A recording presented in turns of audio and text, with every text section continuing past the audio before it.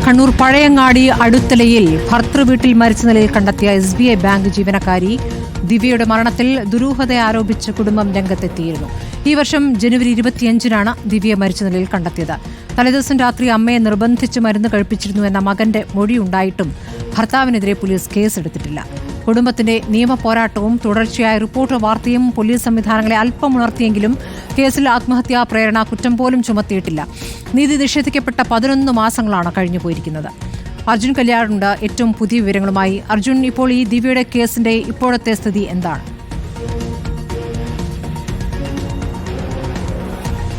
സ്മൃതി, അതായത് ദിവ്യയുടെ അച്ഛൻ ശങ്കരൻ ജില്ലാ പോലീസ് മേധാവിക്കും അതുപോലെ തന്നെ പഴയങ്ങാടി പോലീസ് സ്റ്റേഷനിലും നൽകിയ പരാതിയുടെ അടിസ്ഥാനത്തിൽ, അതായത് ഈ കേസിന് പുറമേ നൽകിയിട്ടുള്ള പരാതിയുടെ അടിസ്ഥാനത്തിൽ ഈ കേസുമായി ബന്ധപ്പെട്ട് ദിവ്യയുടെ മരണവുമായി ബന്ധപ്പെട്ടുകൊണ്ട് ഒരു പുനരന്വേഷണം നടന്നിരുന്നു.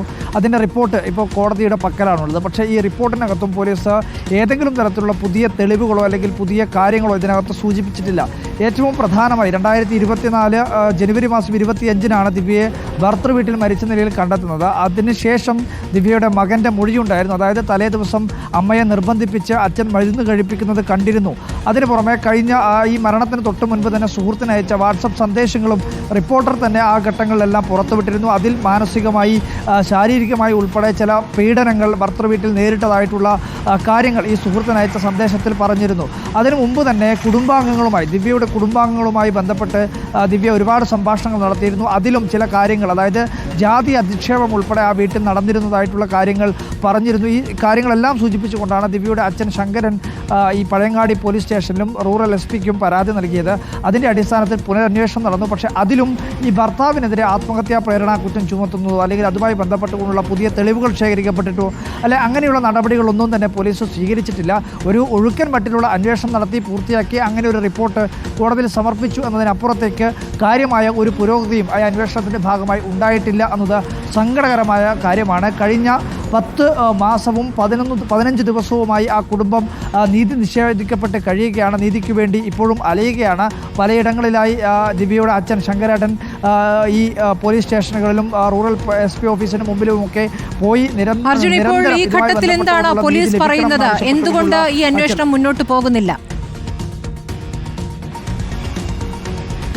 അല്ല, പോലീസ് ഇതിനകത്ത് നൽകുന്ന ഒരു വിശദീകരണം അത്തരത്തിലുള്ള തെളിവുകളില്ല, അല്ലെങ്കിൽ തെളിവുകൾ ശേഖരിക്കപ്പെട്ടിട്ടില്ല, അല്ലെങ്കിൽ തെളിവുകൾ നമ്മുടെ കൈവശം ലഭിച്ചിട്ടില്ല എന്നുള്ളതാണ്. പക്ഷേ ഈ സുഹൃത്തിനയച്ച സന്ദേശം ഉൾപ്പെടെ വാർത്തയായി നമ്മൾ തന്നെ ടെലികാസ്റ്റ് ചെയ്തതാണ്.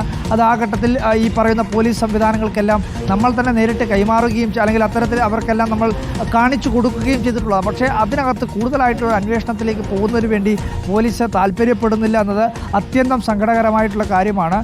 അതിനകത്ത് പോലീസ് പറയുന്നത്, അല്ലെങ്കിൽ പോലീസിൻ്റെ വിശദീകരണമായി പറയുന്നത് ഈ കാര്യങ്ങളാണ്. ഈ പറയുന്ന രീതിയിലുള്ള, അതായത് കൃത്യമായ രീതിയിൽ കൊലപാതകമാണ് എന്ന് സംശയിക്കത്തക്ക രീതിയിലുള്ള കാര്യങ്ങളില്ല. പക്ഷേ അപ്പോഴും ആത്മഹത്യാ പ്രേരണ കുറ്റം ഉൾപ്പെടെ ചുമത്താവുന്നതാണ്. പക്ഷേ അതുപോലും ചുമത്തിയിട്ടില്ല എന്നുള്ളതാണ് ഈ ഘട്ടത്തിൽ നമുക്ക് മനസ്സിലാക്കാൻ വേണ്ടി കഴിയുന്നത്. ഇപ്പോൾ കോടതിയിലാണ് പോലീസിൻ്റെ അന്വേഷണ റിപ്പോർട്ട് നിലവിൽ നിൽക്കുന്നത്. കോടതി ഈ കേസ് പരിഗണിച്ചിട്ടില്ല എന്നുള്ളതാണ് മനസ്സിലാക്കുന്നത്. പരിഗണിക്കുന്ന വേളയിൽ കോടതി ഏതെങ്കിലും തരത്തിൽ ഒരു നിരീക്ഷണം നടത്തുമോ അല്ലെങ്കിൽ പുനരന്വേഷണം തൃപ്തികരമല്ല തുടങ്ങിയിട്ടുള്ള കാര്യങ്ങളിൽ അഭിപ്രായം പറയുമോ എന്നുള്ളതാണ് ഇനി കുടുംബത്തിന് ഏക പ്രതീക്ഷയായി ഇപ്പോൾ നിലനിൽക്കുന്നത്. സ്മൃതി.